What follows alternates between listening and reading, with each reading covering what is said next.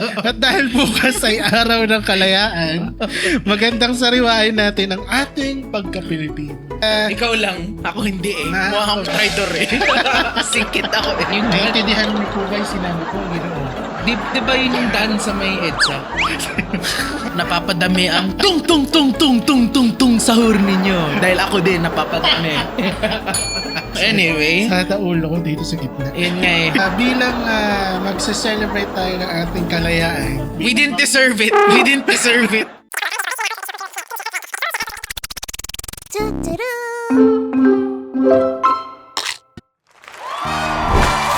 maligayang pagdating sa aming programa. Buenos dias! Hindi, ang celebrate nga natin is yung independence natin galing sa mga Buenos Dias. Batiin lang muna natin ang ating mga manonood ng maligayang pagdating sa bagong edisyon. Arriba, arriba! Sa bagong edisyon ng aming programang Pitik. Pitik! Hindi palo. At dahil bukas ay araw ng kalayaan, Kalayaan, kagitingan. kalayaan? Ano ba? Lalito tuloy ako for a short period of time na isip Araw ko. ng karagatan. Magandang sariwain natin ang ating pagka-Pilipino. Ikaw lang, ako hindi eh. Ah, Mukha akong okay. traitor eh. Singkit ako eh. Pero meron din namang inaaral na natin pero parang hindi na natin alintana kung ano ang ibig sabihin o kung ano ang ating pagkakakilanlan dito. Yung Naiintindihan niyo po ba yung sinabi ko, Ginoo? di ba yun yung dance sa may EDSA? Yun po ba kalayaan? Meron na tayong mga inaral sa school about sa ating Sa eskwela kasi. Sa eskwela. Sorry. Paumanhin. Yun pa. Bawal po kami mag-Ingles. Buenos dias! Kasi lalabas po si General Lewis sa likod namin. Nakakatakot yun. Mga minuto na tayo ulit. For the second consecutive time. Ay, sorry, nag-English pala ako kanina. Sige. Para sa pangalawang Wrong kakataon. Oo. Yeah. Noted. I mean, naintindihan po. Ano? Loading load. Ano English? Ano Tagalog? Filipino ng loading. Ate, 15. 15 glow. Sa ating programa ngayon, magbabasa tayo ng 3 istoryang ibinahagi sa atin ng ating mga kaibigan Di na ako magta-try. Magta-try na ako. at Akala ko- tagapanood. Hindi ko makakalimutan yung CAT or sa mga mas nakakatanda, CAT, Citizens Army Training. Kung nakakaalala nyo pa. Also, hindi po, sorry let me get this out of the way. Hindi po CAT training. CAT lang po siya. Anyway, namin noong 4th year high school ako, for the first time, ako ang na-assign na maghawak ng Philippine flag during flag raising ceremony. Sayang, dapat di mo nilagay ng Philippine flag. This time kasi, ginawa yung flagpole ng school, kaya hinawakan muna ng dalawang CAT cadet yung flag. Ginagawa. So siya yung isang CAT cadet. Oh, sorry. Let me summarize dahil medyo magulo yung pagbasa ko. Ginawa silang flag holder kasi sira yung flagpole. Manual flagpole muna sila. Tatapos yung ceremony and for some reason, nawala ako sa ulirat ko dahil tinupi ko yung bandila ng Pilipinas nung parang sampay sa kumot. Wait, wag muna. Kanina ko pa kinokontrol. Nakakaya dahil pulis pa naman ang tatay ko. Tapos ako yung anak niya. It hits hard. It hits close to home. Sumasya nga sa tamang pagtupi ng watawat natin. Buti na lang walang nakakita sa akin na officer or teacher ng school at yung kasama ko lang na cadet ang nakapansin sa akin. Post statement. Hide my identity please, Ram. Feeling ko makukulong ako pag may nakakalam sa ginawa ko. Honest mistake lang po. Pasensya na, Pilipinas. Kung meron ka man binigo, yung sarili mo lang yung binigo. Hindi naman yung Pilipinas. Nag-flag burning ka ba? Hindi. Pinagtapak-tapakan mo ba yung flag? Hindi. Nakakaalam ka ba? Ayun lang. Kasi anak ka ng hepe. Para may expectation kasi sa kanya. Pero, credit where credit's due. Hindi mo sinunog yung flag, hindi mo pinatapak-tapakan. Hindi mo tinahi bilang damit. O hindi mo ginawang tuwalya habang Oo. sa panligo. Hindi mo nilagyan ng kung ano nung food dye or coloring or whatever. So, okay naman yun. So, credits where credit's due. Honest mistake. Oo. And maybe a bit of ignorance kasi pinapansin paano itati yung Baka sumagot yan sa atin, paano mo malalaman kung paano tinutupi yan? Hindi pa naman namamatay yung tatay ko. Bakit?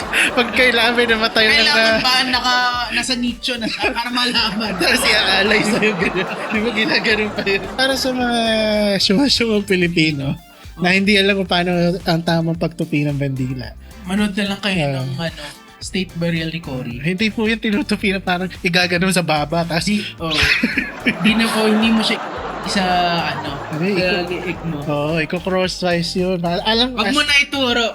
baka mali rin naman yun. Basta pa triangle. Yun ang itsura dun.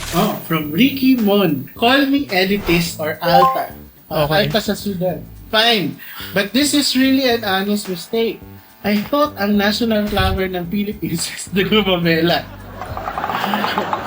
I'm DKY, but when I see a tropical country like Hawaii, it's automatic to me na flowers like gumamela or in-demand flowers sa country na yun. I really thought Sampaguitas were just for the Santos. I am truly sorry. 2 exclamation points. Ito lang anong First of all, Hawaii is not a country. It's a state na binili from another country. Pangalawa, this is my pet fury. I think yung national fish sa Pilipinas sa'yo ay salmon. Hindi po tilapia, wag kayo maniwala. Para sa Indonesia yun. National fish ng Indonesia. Ang national tilapia. fish ng Pilipinas ay... Salmon. Okay. Bangus na lang, sige. Hindi porket puro palm tree ang nakikita mo, lahat ng tao doon gustong maggumamela. Hindi naman native ang palm tree nga dito eh. Hindi, puno ng buko. Yun nga, pero hindi palm tree. That's not coconut. Iba yung palm. Looks like coconut. Looks like palm. Pero walang prutas yung Oh, yeah. palm. Yeah. It just smells like it. Yeah. Oh, anyway, whatever. Sige, ignorance is Sabi niya, call me elitist or alta. Alta ka. Alta ka. Hindi, burgis. Burgis. Ayun, with flying hair. Burgis. Actually, sampagita na binibili sa simbahan, hindi yun ang sampagita Kita na totoo. Oh. Diba? Iba na yata tawag dito. Ibang strain. Parang droga. Parang droga. Parang COVID lang. Oh. Pero it's not the sampagita yun, no? Kasi nakita ko yung actual sampagita, hindi mo siya bukas siya eh. hindi mo siya matatali. Yun yung pansin ko. Mas fragile siya, hindi mo siya But it matatali. smells the same. Oh. Sa nakikita yun sa simbahan. Oo. Kaya ang sampagita po ay maganda. Oo. Pure white yan. Hindi yung tulad ng pagka-alta mo. Hindi maganda. Gumamela. Pero offhand, before we go to question 3, sa isip ko lang, mas okay pa kung maririnig ko, Maya yung yung national ibon ng pambansang ibon ng Pilipinas. Naku, may bata nga dati, nag-immersion kami. Oo. Tinanong ko, ano yung pambansang ibon ng Pilipinas? Ang sagot, ibong Adarna. Kung Maya, hindi ako matatawa kasi talagang naging debate siya nung nung early notes. Oo. Hindi naman talaga. Early note kasi naiba lang din siya nung early 2000s, 'di ba? Yeah. So ano na ba ang national bird natin? Eagle na. Eagle. Eagle. Sasabihin ko dapat yung bird sa gitna ng pawe. Pambansang ibon mo yun. Tapos ang national flower. Ida. Let's include it. Ito na. Okay. Yung pambansang ibon mula kay Maya. Magandang transition piece pala yun. From Maya. I don't know where the hell my 17-year-old daughter, si Daughter, got this idea of BGC and Pasay Airport and MOA area being the Manila capital of the Philippines. By Manila capital, I mean that akala niya ang seat of power is in these areas of NCR. We always argue that Manila City is the seat of power of the Philippine government. But Along Pasig River, Oh. That part of Manila. Oh, but she will come back with an argument na according to TikTokers, Nako, galing tayo sa eleksyon at teka lang, di pa nakaka-recovery naman, utak ko Teka lang according to TikTokers daw, sabi ng doubter niya, Doubter? BGC is the center of business and commerce, and that's where the power of the Philippines lies. True. Hindi pa rin. Kasi a lot Business power. Anyway, tapusin mo muna natin. Sige. I will come up with a rebuttal. Baka naman kasi power in the sense of financials dahil nandito ang major businesses na nag-invest sa Pilipinas. She also argues that where the major airport is, that's the center of the country, like how Japan and South Korea is. Masakit ang ulo ko sa inyo! She thinks I'm funny and crazy when I say that Manila City is the seat of power dahil sabi niya, what is even in Manila except universities and Divisoria? All I can say to the next generation is stop TikToking and stay in our schools for crying out loud. Napapadami ang tung tung tung tung tung tung tung sahur ninyo. Dahil ako din napapadami. Anyway, Sa ulo ko dito sa gitna. yun nga yung tama yung nanay, yun yung rebuttal ko na dapat The reason you would call BGC powerful is because a lot of, eto na keyword, international businesses are there. Nandyan ang Wells Fargo, nandyan yung JP Morgan Chase, yung local Deutsche Bank, which is responsible for some of the biggest money transfers in the world, happens to be in BGC. Pero pansin nyo, international. Nasaan ang mga local businesses? They're next door, Makati.